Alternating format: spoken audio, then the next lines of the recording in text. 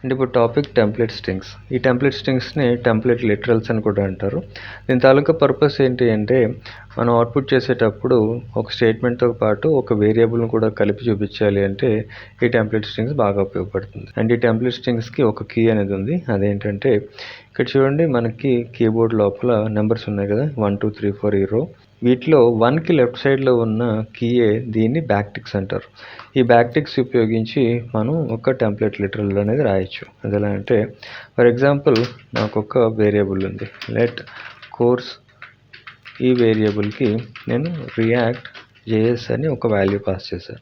ఇప్పుడు నేను ఈ కోర్స్ని ఒక స్టేట్మెంట్తో పాటు చూపించాలి అంటే అప్పుడు ఈ టెంప్లెట్ స్ట్రింగ్స్ అనేవి ఉపయోగపడతాయి.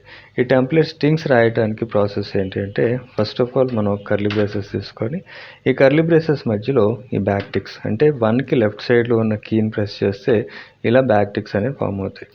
ఈ బ్యాక్టిక్స్ మధ్యలో మనం రాయాలనుకుంటున్న స్టేట్మెంట్, ఫర్ ఎగ్జాంపుల్ నేను ఇక్కడ ఐ యామ్ లెర్నింగ్ అని రాసి ఇక్కడ నేను రియాక్ట్ జేఎస్ అని చూపించాలనుకుంటున్నాను. అంటే ఈ రియాక్ట్ జేఎస్ తాలూకా వేరియబుల్ కోర్స్. సో ఇక్కడ నేను కోర్స్ని పాస్ చేయాలి.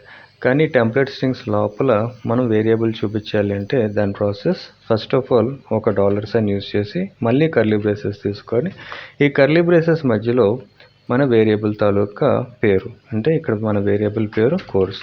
సో ఇక్కడ నేను కోర్స్ అని రాశాను. ఇప్పుడు చూడండి, సింపుల్గా ఈ statement I am learning and ఈ కోర్స్ తాలూకా వాల్యూ ఈ రెండు కలిపి మనకు అవుట్పుట్ వస్తుంది. సేవ్ చేసి అవుట్పుట్లోకి వెళ్ళాను. చూడండి, I am learning react JS. ఇలా మనకి ఒకే లైన్లో వేరియబుల్తో పాటు మన స్టేట్మెంట్ కూడా మనకు అవుట్పుట్ వస్తుంది.